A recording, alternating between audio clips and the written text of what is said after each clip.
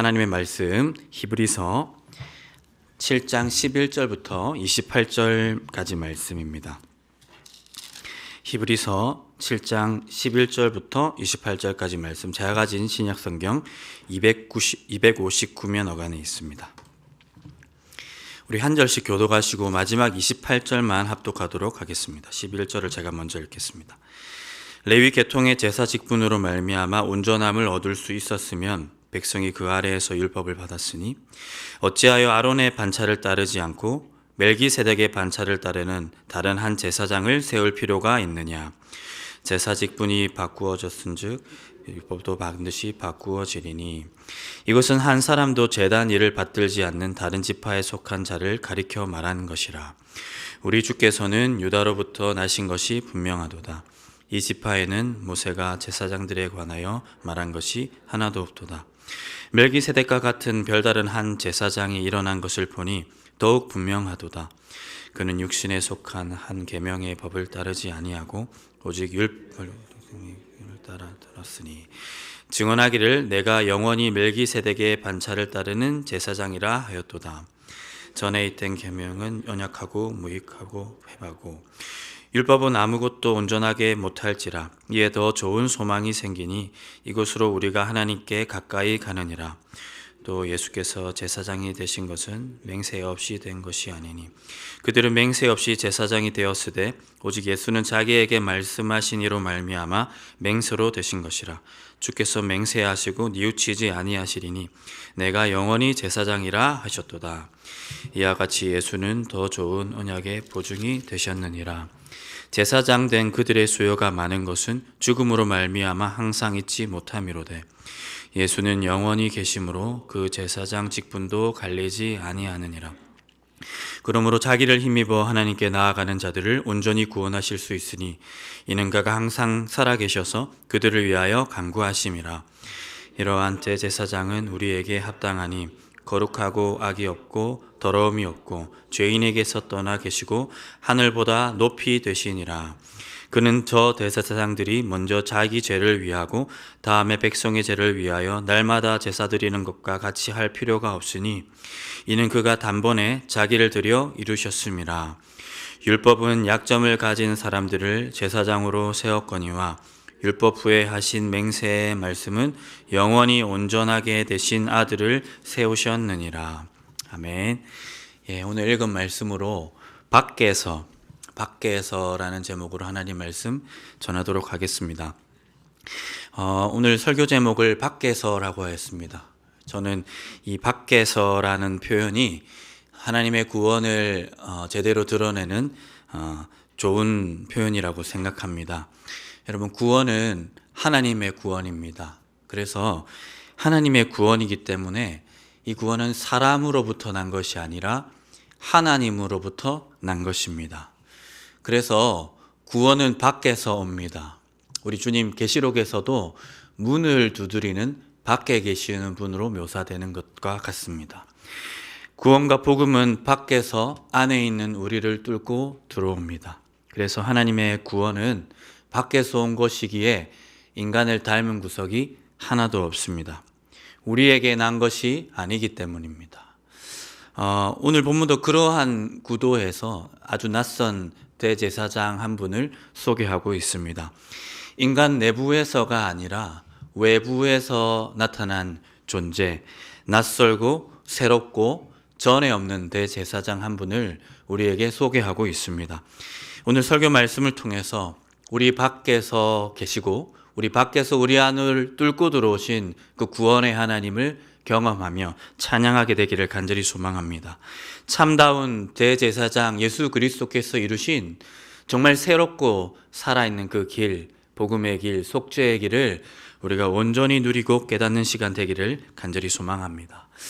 우선은 첫 번째입니다. 우리의 대제사장이신 예수님은 무엇 밖에서 우리를 찾아오셨습니까? 첫 번째는 전통 밖에서입니다. 좀 풀어서 말하면 옛 언약, 옛 전통, 옛 율법입니다. 그분은 그 밖에 계시고 전통 밖에서 우리를 찾아오셨습니다. 히브리서 기자가 묵상하는 대제사장은 전통 밖에 있는 사람입니다. 유대인들이 갖고 있는 전통에 부합하지 않는 대제사장 예수를 우리에게 소개하고 있더라 하는 것입니다. 유대인들의 전통의 시선, 그들의 틀에서는 전혀 예상할 수도 없었고 결코 상상할 수도 없었던 인물, 그 예수 그리스도이십니다. 유대인들의 전통에서 대제사장은 레위의 계통에서 난 한 사람이어야만 합니다. 조금 더 좁혀서 말씀드리면 아론의 계통에서 난 한 사람이 대제사장의 직을 수행합니다. 오늘 우리 본문 11절에 보시면 레위 계통의 제사 직분이라는 표현과 아론의 반차가 그러한 유대인들의 전통, 그 전통의 시선과 틀을 반영하고 있다 할 수 있겠습니다. 1세기 당시 유대인들은 이러한 자기 전통의 틀에 입각해서 마지막 날 나타날 종말론적인 메시아의 초상을 그리기도 하였습니다. 마지막 날 메시아 중 한 사람은 반드시 아론의 계통에서 난 대제사장적인 인물일 것이다. 그가 나타나서 모든 백성의 죄를 말소하고 우리의 성전을 다시 거룩하게 할 것이다 라는 종말론적인 신앙을 가지고 있기도 하였습니다. 하지만 히브리 기자가 찬미하는 대제사장은 누구입니까? 그러한 유대인들의 전통에 전혀 부합하지 않는 존재입니다. 그래서 히브리 기자는 이러한 대제사장 예수를 11절의 표현으로 멜기세덱 반차를 따르는 다른 한 제사장으로 표현하기도 하였습니다. 여러분, 유다 지파 출신 예수 그리스도 제사장도 그러하고 구약의 멜기세덱도 그러합니다. 어떤 것이 그러합니까? 구약의 레퍼런스가 없습니다. 구약에 그러한 경우가 없는 존재로 대제사장이 된 사람들입니다. 유대인들의 역사와 전통에 없던 케이스이고 이들과 같은 경우가 하나도 없다 하는 것입니다. 14절을 우리 다 같이 한번 읽겠습니다. 시작. 우리 주께서는 유다로부터 나신 것이 분명하도다. 이 지파에는 모세가 제사장들에 관하여 말한 것이 하나도 없도다. 모세가 제사장들에 관하여 말한 것이 하나도 없도다. 유다 지파에서 제사장이 날 것이다라고 말한 레퍼런스 케이스가 구약에 하나도 없다 하는 것입니다. 멜기세덱도 마찬가지고 유다 지파 예수 그리스도 대제사장도 마찬가지다 하는 것입니다. 유대인들의 전통과 시선에서는 도무지 아울러지지 않는 그 한 분입니다. 사랑하는 성도 여러분, 바로 이 하나도 없음, 케이스가 하나도 없음이 우리에게 소망이 되는 줄 믿으시기를 간절히 소망합니다. 바로 이 하나도 없음, 바로 이 지점이 모세가 제사장들에 관하여 말한 것이 하나도 없다는 사실이 우리에게 소망이 된다 하는 겁니다. 여러분, 율법과 전통에 부합하는 대제사장 예수님이라면 율법과 전통의 굴레에 놓여 있는 인생을 온전하게 할 수 없습니다. 시스템의 일부가 시스템 그 전체를 어떻게 새롭고 근본적으로 변혁시킬 수가 있겠습니까? 시스템 안에 있는 시스템의 일부가 어떻게 그 시스템 전체를 근원적으로 새롭게 할 수 있겠습니까? 그래서 로마서에서도 메시아 예수 그리스도를 율법 외에 난 한 의라고 표현한 이유가 바로 이 지점에 있다 하는 것입니다. 그러므로 이 케이스가 하나도 없다는 사실, 유대인들의 전통과 그들의 율법 밖에서 예수 그리스도가 대제사장이 되었다는 이 사실이 우리에게 근본적인 위로가 되고 소망이 된다 하는 것입니다. 성부 하나님은 인간의 율법과 전통 밖에 있는 자기 외아들 예수를 백성을 위한 대제사장으로 삼으시겠다고 맹세하셨습니다. 레위 계통에 있는 그 누구도 자기의 맹세로 대제사장이 되지 않았습니다. 그러나 예수 그리스도를 보니까 이것은 하나님 아버지의 맹세로 된 대제사장이라는 것을 히브리 기자가 표현하고 있습니다. 21절입니다. 그들은 맹세 없이 제사장이 되었으되 오직 예수는 자기에게 말씀하신 이로 말미암아 맹세로 되신 것이라.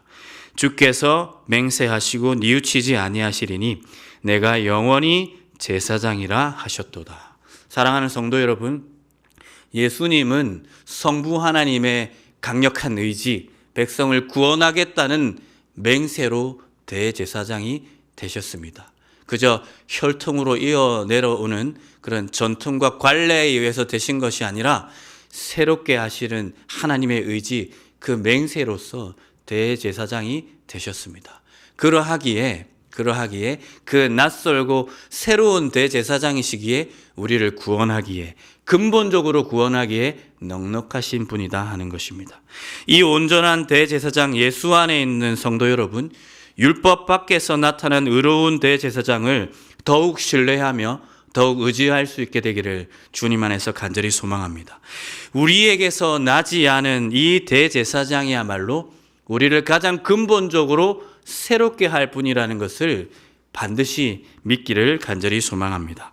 두 번째입니다. 두 번째, 이 낯선 대제사장은 무엇 밖에 계시며 무엇 밖에서 우리를 찾아오시는 분이십니까? 두 번째로는 죄 밖에서입니다. 이 예수님은 죄 밖에서 계시고 죄 밖에서 죄인들인 우리를 찾아오셨습니다. 구약의 대제사장은 모든 백성의 죄를 하나님 앞에 속죄하기 위하여 있던 직분자입니다.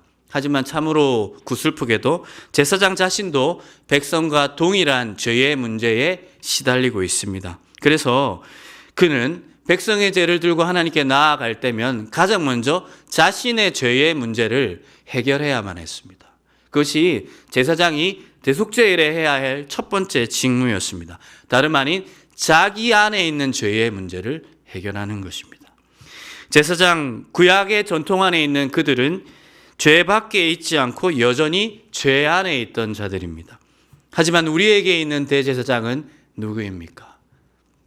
죄 밖에 계십니다. 우리에게 있는 대제사장 예수님은 모든 죄인들 밖에 구별되어 계십니다.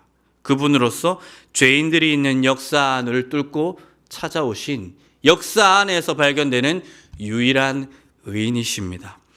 그래서 옛 언약 안에 있는 대제사장들처럼 자신의 죄를 위할 필요가 없던 분이시다 하는 것입니다.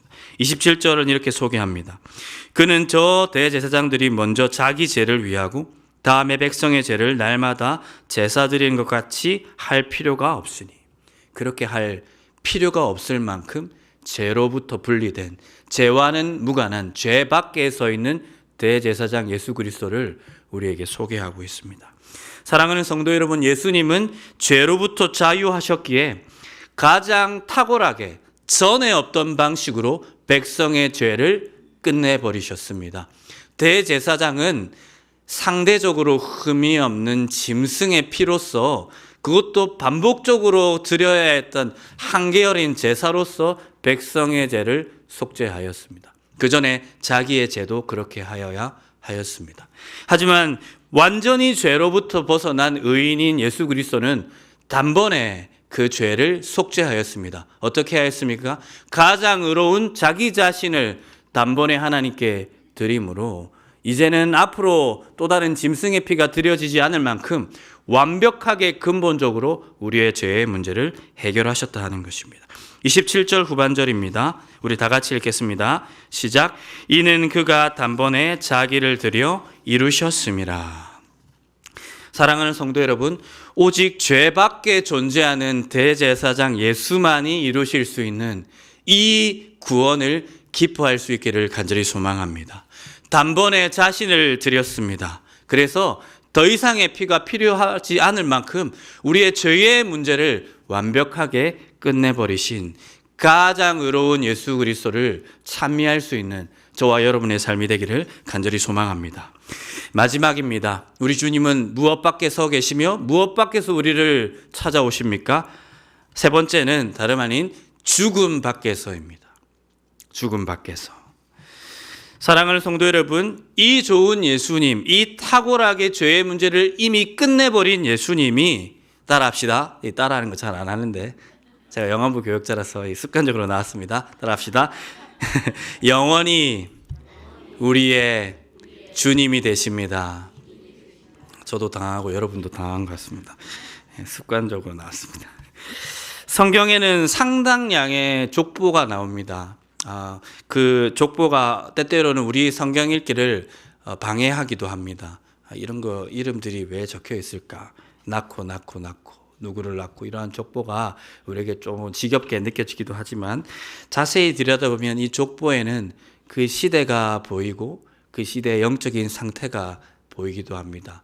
그리고 이 족보들을 완전히 아울러서 조금 거시적으로 이 족보의 주제를 찾는다면 족보가 있는 이유는 죽음이 있었기 때문에 족보가 있는 것입니다.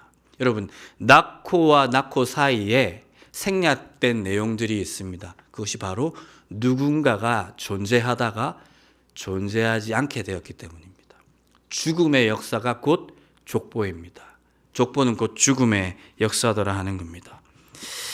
제사장 가문도 마찬가지였습니다. 아론의 계통에 있는 제사장들도 역사가 있습니다. 족보가 있습니다. 그 대제사장이 계속 있지 않습니다. 왜냐하면 좋은 사람이든 나쁜 사람이든 그가 있다가 반드시 죽을 것이기 때문입니다. 그래서 다음 사람에게 위임하게 되어 있습니다. 23절이죠.